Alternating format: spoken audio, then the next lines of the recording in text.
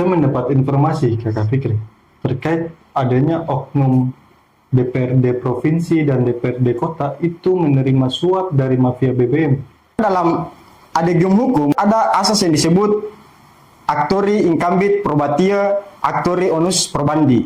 Siapa yang mendalilkan maka dia harus membuktikan. Wah, kalau mereka saja menerima sogokan baru kita mau sampaikan aspirasi lewat siapa lagi? DPR sebagai lembaga negara ini harus mengklarifikasi. Aksi yang tanggal 26 Januari itu ada yang tunggangi kan?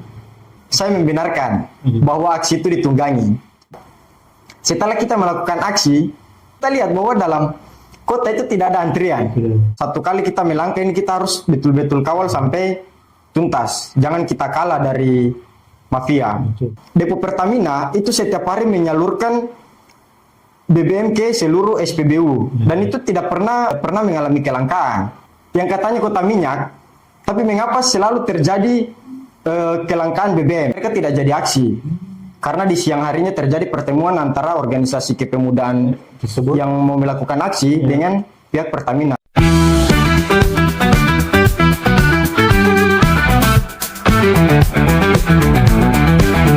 Kembali lagi bersama kami di podcast Honai Bercerita. Di episode ini saya ditemani oleh Kakak Al-Fikri Amir selaku co-founder podcast Harmoni Nusantara. Dan pada kesempatan ini juga kami akan membahas mengenai antrian panjang BBM bersubsidi yang ada di Kota Sorong. Namun sebelum kita membahas lebih jauh, kita melihat geopolitik hari ini sedang tidak baik-baik saja.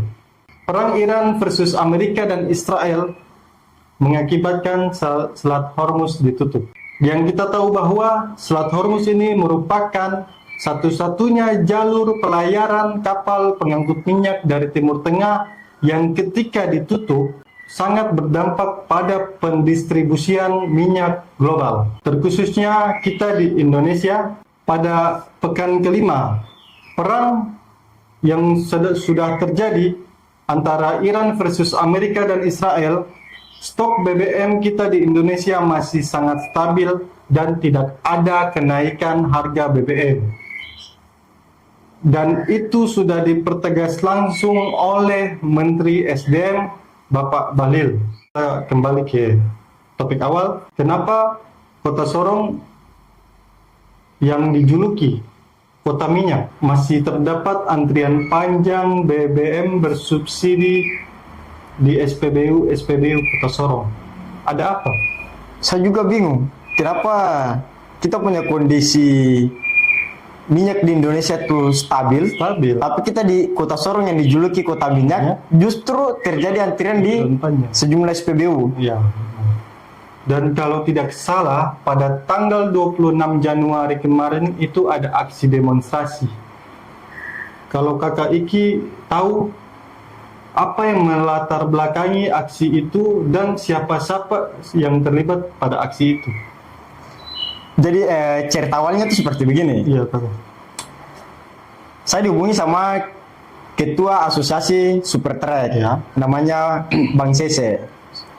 Nah, saya dihubungi jam 2 siang untuk panggil beberapa teman-teman aktivis merapat ke kafe depan batalion sekitar jam 8 malam. Nah, saya dengan beberapa teman-teman aktivis merapat ke kafe tersebut.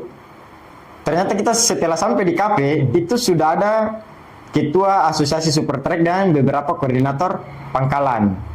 Nah, mereka meminta kita memberi masukan terkait dengan aksi yang akan mereka lakukan. Kemudian meminta kita untuk terlibat mengawal aksi melawan mafia BBM. Itu secara garis besarnya. Nah, untuk problemnya sendiri, itu Kak Adi tadi sudah sempat sebut itu. Salah satunya adalah antrian panjang di sejumlah SPBU di Kota Sorong. Salah satunya di Hansen, di Sorpu, sama di Jalan Baru. Kemudian yang menjadi titik aksi kemarin itu di mana saja Kakak Fikri? Kalau untuk titik aksi sendiri, ini sebenarnya sudah ditentukan juga oleh teman-teman asosiasi supir trek. Jadi titik aksinya itu ada 2 lokasi yang menjadi target. Kantor DPR Provinsi dan Depo Pertamina. Kenapa targetnya di 2 titik lokasi ini? Karena ini kan aksinya bukan aksi pertama, ini aksi kedua yang dilakukan oleh asosiasi teman-teman super track. Cuman kita dari teman-teman aktivis itu baru dilibatkan di aksi kedua ini. Aksi pertama mereka sudah lakukan di kantor DPRD Kota Sorong. Namun mereka menganggap bahwa aksi itu tidak ada hasil atau tidak ada perubahan lah setelah mereka melakukan aksi. Makanya mereka lakukan aksi kedua. Yang titik lokasinya tadi saya sudah sebut, kantor DPRD Provinsi dan Pool Pertamina. Kita melakukan titik kumpul itu di depan Vape Hotel Kilo 8. Nah, di situ jadi ini apa? Tempat berkumpulnya atau pangkalan besarnya super track lah di Kilo 8 itu. Nah, kita lakukan titik kumpul di situ. Kemudian kita melakukan long march dari titik kumpul ke kantor DPRD Provinsi, lalu long march lagi ke Depo Pertamina. Namun sampai di kantor DPRD Provinsi itu ada kejadian. Kejadiannya apa? Mungkin teman-teman sudah nonton di beberapa video bahwa ada salah satu DPRD Provinsi itu yang ikut naik ke mobil komando, membersamai teman-teman masa aksi bersama-sama ke Depo Pertamina untuk menyampaikan aspirasi sebagai titik terakhir untuk menyampaikan aspirasi tadi. Kemudian aspirasi atau tuntutan apa yang masa aksi sampaikan pada saat demo kemarin? Untuk tuntutannya atau problemnya itu ada 3 yang menjadi kunci utamanya. Salah satunya adalah antrian panjang tadi di sejumlah SPBU. Kemudian yang kedua terkait dengan pemblokiran QR atau barcode, sama kelangkaan minyak tanah di Kota Sorong. Ini menjadi 3 problem. Dan tuntutan ya? Iya, dan tuntutan dari teman-teman masa aksi.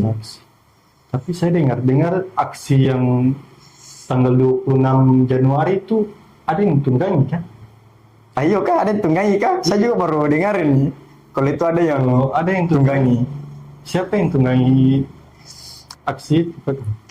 Kalau betul itu aksinya ditunggangi, saya membenarkan bahwa aksi itu ditunggangi oleh kepentingan masyarakat yang merasa haknya dikorupsi oleh mafia BBM, ditunggangi oleh masyarakat yang merasa bahwa hak mereka ada di BBM bersubsidi justru dikorupsi oleh mafia BBM. Karena maksudnya yang katanya kota minyak, tapi mengapa selalu terjadi kelangkaan BBM? Misalnya ada contoh kasus, atau berdasarkan saya punya advokasi dengan ketua asosiasi Supertrack, itu mereka antri dari malam sampai pagi, bahkan sampai jam 12 siang. Ketika mereka punya giliran antrian masuk, itu ada 2 problem yang mereka dapat. Yang pertama, BBM-nya habis, atau di SPBU-nya itu BBM sudah habis. Yang kedua, barcode-nya mereka diblokir. Nah, padahal mereka sampaikan ke saya bahwa kita ini tidak setiap hari antri. Kita ini antri dalam 2 hari, itu cuma 1 kali. Baru kita punya BBM habis. Tapi mengapa ketika kita masuk antri di SPBU, itu barcode kita diblokir dengan alasan bahwa kita sudah melampaui kapasitas antrian.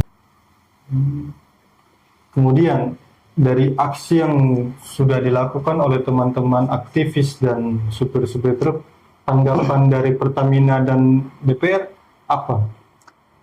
Kalau tanggapan dari pihak Pertamina sendiri itu tanggal 26 Januari. Kalau tidak salah sales area manajer Pertamina sama manajer pool terminal Pertamina itu langsung keluar menemui teman-teman masa aksi dan menerima tuntutan. Meskipun ada sekitar setengah jaman lah teman-teman aksi menyampaikan aspirasi di depo Pertamina. Setelah itu penyerahan poin-poin tuntutan. Namun yang ada kejadian lucu di situ. Kejadian lucunya apa? kan kita teman-teman aksi lagi asik orasi nih. Iya. Tiba-tiba ada salah satu DPR provinsi perempuan itu naik ke mobil komando.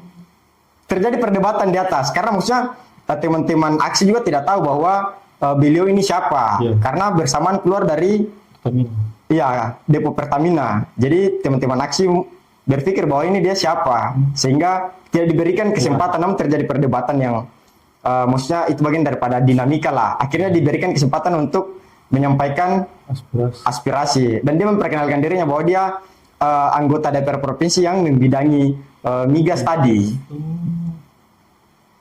Begitu. Kalau untuk apa lagi namanya? Tanggapan dari DPR. Tanggapan dari DPR ya. Tanggapan dari DPR tadi itu mereka buatkan RDP. Rapat dengar pendapat. Jadi Pertamina langsung menanggapi pada hari itu dengan menerima tuntutan aksi. Kemudian DPRD Kota Sorong itu membuatkan rapat dengar pendapat. Kemudian pada saat rapat dengar pendapat itu yang dibahas apa? Kemudian apakah ada win-win solution dari hasil rapat itu? Kalau untuk rapat dengar pendapat sendiri bersama DPRD Kota Sorong itu kita membahas beberapa poin. Seperti yang saya sudah sebutkan 3 tadi, itu jadi tambah 1 yaitu pembentukan Satgas. Yang pertama, kalau bisa antrian di sejumlah SPBU Kota Sorong itu tidak ada lagi. Karena masa kota minyak baru terjadi antrian secara terus-menerus, kan aneh.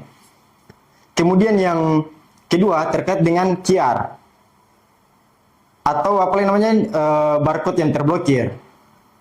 Kemudian yang ketiga terkait dengan kelangkaan minyak tanah atau kelangkaan BBM bersubsidi juga di sejumlah SPBU. Yang terakhir adalah pembentukan Satgas. Nah ini yang menjadi kunci utama dari poin tuntutan teman-teman aksi.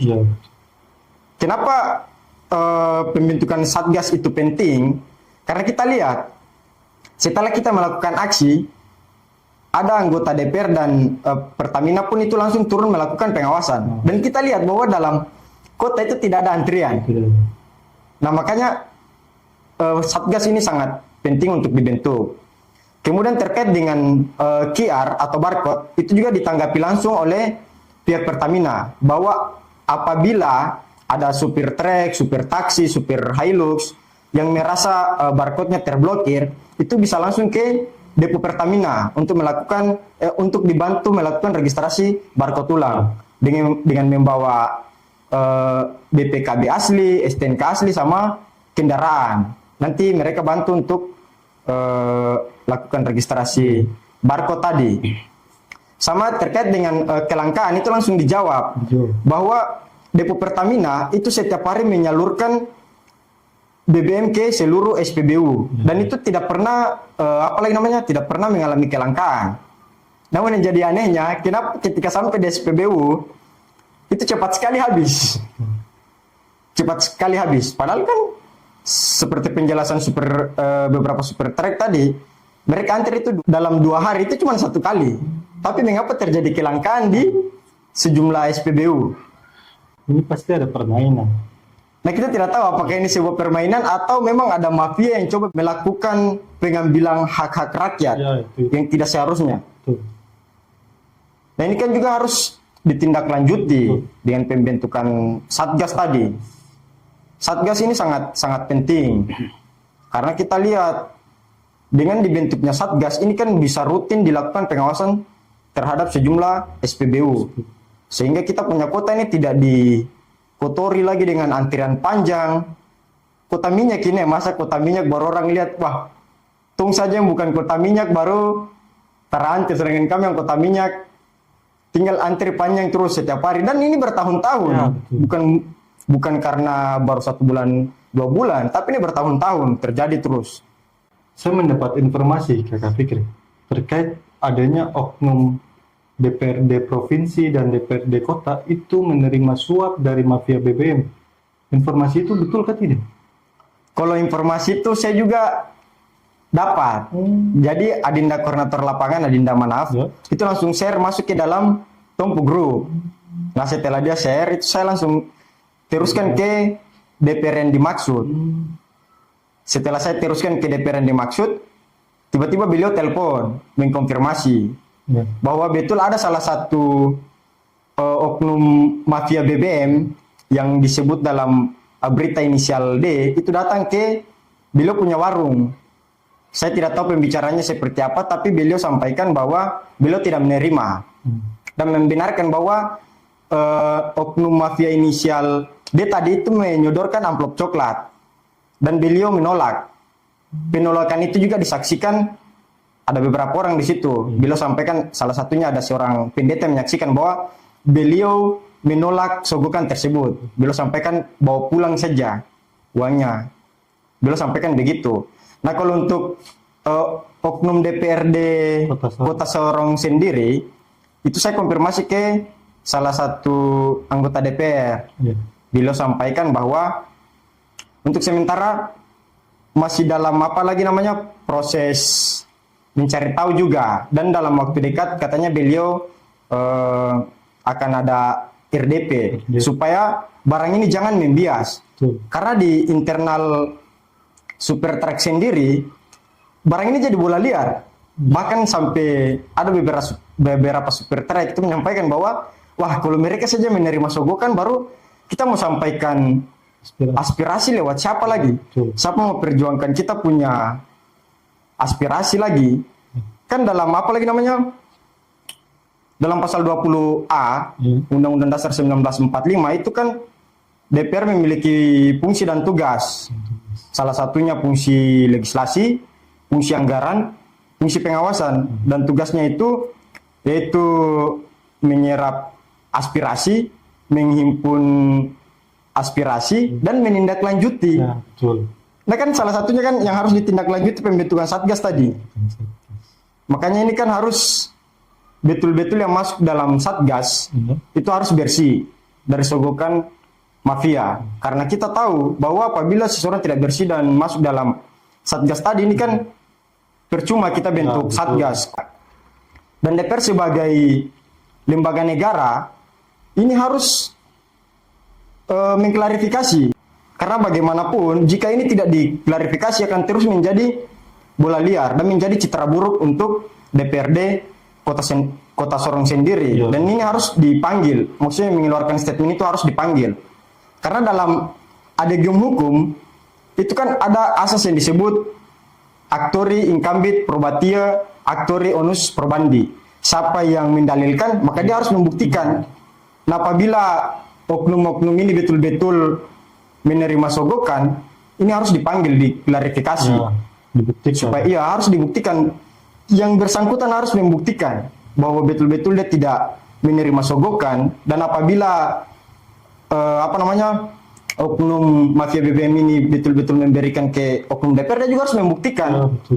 Tidak boleh menjadi bola liar, apalagi ini kan lembaga negara yang semua tumpuan rakyat ada di lembaga ini untuk menyampaikan aspirasi.